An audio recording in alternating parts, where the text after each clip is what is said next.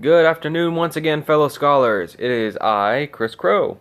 I have returned once more to take on the daunting tasks of Math for Teachers. Not one, but two this time around. And this time, for my self-introduction, we won't be starting with a quote from President John F. Kennedy. No. This time, we are going to be quoting one of the most brilliant minds to ever grace this planet, Albert Einstein.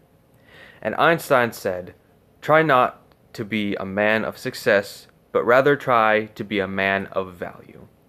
And that, like JFK's quote from my previous intro, speaks to me on a volume that I can't really explain with simple words. It's true for me not only as a man, but also as an individual. We put so much focus on our success, on our material gains, and our rise to certain amounts of power. And sometimes we forget that our value does not come from our success necessarily, but rather from how we are as a person, what we consider our own value to be. But enough of the quotes. Let's go into, again, Chris Crowe's self-introduction. Of course, we have our dashing scientist from the times past. Now, contrary to what most people might think, my overall goals have not changed very much. My status, I am still Christopher Crowe. Again, call me Chris. It's much shorter and sweeter and simpler. My status is I'm still enrolled at National Park. This will be my final semester at National Park. I will be graduating, which is exciting and terrifying, but then again, isn't it always? My work history and skills have, however, changed a little bit as of recently. My work history is still not incredibly large. I've had a total of 3 jobs, with a 4th upcoming one. My first job was working again at Cece's Pizza Buffet. The second was working at the Black Oak Cafe near my home. My third job was the Diamond Head Community Market, working as both a cashier and a cook, where I was, again, the not only self-appointed, but crowd-appointed pizza master. So, if I ever happen to go back to working there, make sure you hit me up for pizza. My 4th and soon-to-be current job is to be a sales floor associate at Cracker Barrel at the Cornerstone Market. So if you know where that is, by all means, come say hi. But not too often, because I'll be busy. Now, as far as my skills are concerned, they are still relatively the same, as well as my interests, the social sciences. I would like to start out teaching history because that's the subject I receive the most enjoyment out of, and also feel can be both practically and academically applied to those who seek it out.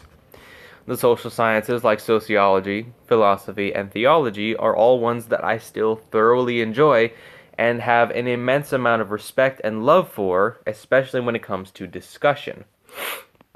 My practical skills have remained mostly the same, although I can add some tidbits here and there about different programs I've used, such as one called Filmstro, which allows you to put on your own somewhat customized soundtracks for movies and little short films and just small edits that you might be making. And I can tell to you about those later. My hobbies, again, relatively unchanged. I'm still very much interested in reading, writing, video games, and movies. I've actually managed to have one of my short stories read by some of my peers in the Writing Hawks, and I believe they enjoyed it thoroughly, which is a confidence booster to say the least.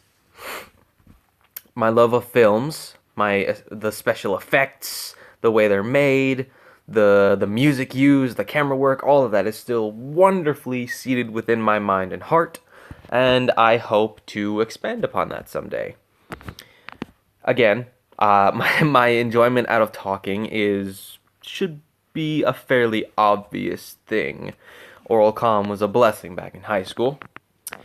And just general discussion is something I enjoy. Intelligent conversation, I feel, is often more times far more enjoyable, even if it's not the most popular or even comfortable of topics.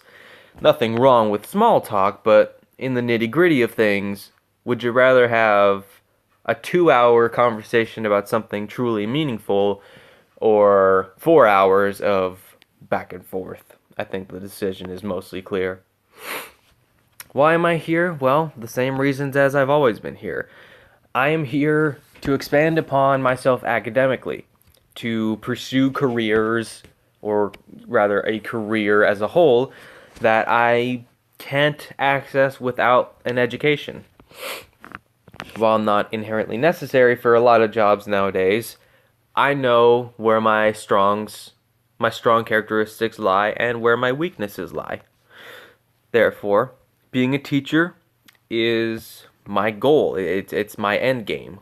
I wish to rise through the ranks of being a teacher until I get to a position where I can not only enjoy what I do, but I can enjoy the constant learning I will undoubtedly be going through, despite having a teacher status. My family, once again, still fully supports this endeavor. They have never allowed me to forget how proud they are of my achievements and how excited they are to see me succeed in being in an academic world. Ironically, the one place I wanted to never be when I was a child. My parents are still my largest supporters and have put everything on the line to make sure that I succeed, and it is so far paid off in ways that I cannot even begin to describe. My accomplishments, once again, so far are varied, to say the least. My greatest accomplishment is definitely passing my first year of college, as well as every semester up to this point, with largely A's and B's. Something that a lot of people may struggle with, and while I do struggle at times, be it luck or God's grace, I manage to pull it off every time.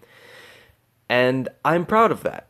Not to boast or sound prideful, but I am proud of my academic achievements. They are something that I always prided myself on as a child, getting all A's on spelling tests and vocab, but it's something that you should always try to take pride in. Even if you're struggling, don't ever give up. Never allow yourself to give in, because there is always one step you can take in the right direction. My expectations for Math for Teachers 2 are modified from the original. Math for Teachers 1 was largely focused on practical skills as well as a certain niche of mathematical skills. Math for Teachers 2 seems to be focusing on more practical skills than the original. Quantitative literacy applies to the real world, in my own opinion. It's my favorite form of math if I could have one. It is real world math. It is, no offense intended, but relevant math. Tax amounts, scholarship amounts, gas prices, how to purchase a vehicle, real life math that you're going to have to understand at some point sooner or later. And in my opinion, better to get it now out of the way than have to struggle later on. And that is my presentation.